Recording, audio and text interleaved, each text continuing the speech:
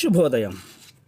Global బెతేనియా Calvary ministry తరపున ఈ ఉదయకాల సమయంలో మరొక్కసారి మీ అందరితో కూడా కలుసుకుని దేవుని యొక్క పరిశుద్ధమైన మాటలు ధ్యానించుటకును దేవుడు నాకు ఇచ్చిన మధురమైన అవకాశమును బట్టి నేను దేవునికి ప్రత్యేకమైన వందనాలు తెలియచేసుకుంటూ ఉన్నాను.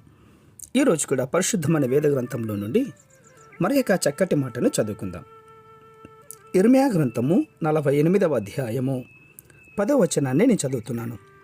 దయచేసి గమనించండి. ఇర్మియా గ్రంథము 48వ అధ్యాయము 10వ వచనము.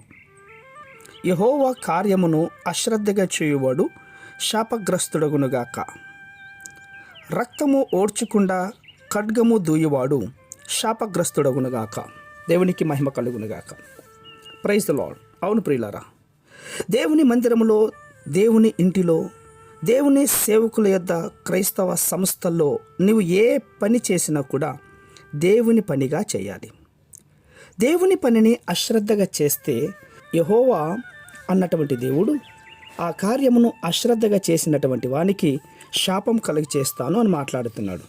అవును, ఈ మాటలు ధ్యానించడానికి కొంచెం కఠినంగా ఉండొచ్చు, కానీ ఈ మాటలు మీకు తెలియజేయకపోతే మీరు ఇంకా కరువుల్లోనే, అప్పుల్లోనే కూరుకుపోతారని దేవాది దేవుడు ఈ మాటలు తెలియచేయటానికి నాకు ప్రేరేపిస్తూ ఉంటున్నాడు.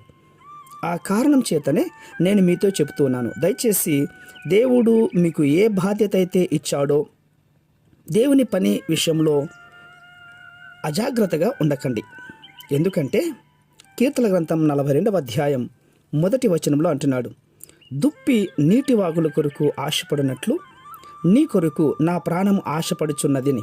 అవును, దేవుని కొరకు, దేవుని పని కొరకు ఆశ కలిగినటువంటి వారు దీవించబడతారు. నిజంగా సేవకుల విషయంలో, దేవుని పని విషయంలో నిర్లక్ష్యపు యొక్క వైఖరిని వహించకూడదు. అవును, నేను మరొకసారి ప్రభు పేరిట మనవి చేస్తున్నాను, విజ్ఞప్తి చేస్తున్నాను కూడా.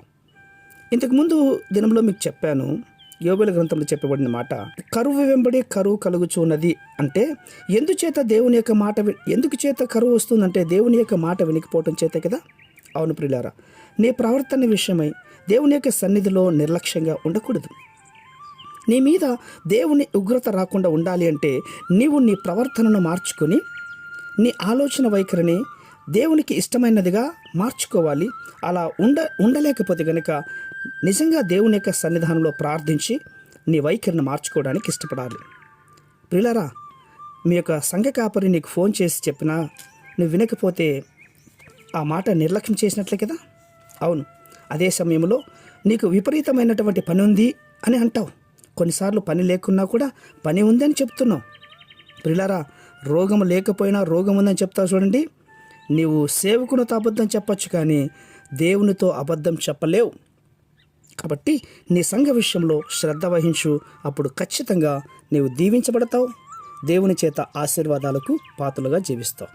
మహాపరిశుద్ధమైనటువంటి మా ప్రియ పరలోకపు తండ్రి, అవును నాయనా, నీ కార్యమును అశ్రద్ధగా చేయవాడు శాపగ్రస్తుడు అవుతాడని మీరు ఆశీర్వదించారు. కాబట్టి మేము మీ పనిలో ఎప్పుడు కూడా అశ్రద్ధ వహించకుండా శ్రద్ధ వహించి మీరు ఇచ్చినటువంటి ఈ దివ్యమైన అవకాశాన్ని భయభక్తులతో చేయుటకు మీరు మాకు సహాయం చేస్తున్నందుకే స్తోత్రాలు అర్పించుకుంటూ చిన్న ప్రార్థనను మా రక్షకులను యేసయ్య నంబట అడిగి వేడుకొని పొందుతున్నాం మా తండ్రి. ఆమేన్, ఆమేన్, ఆమేన్.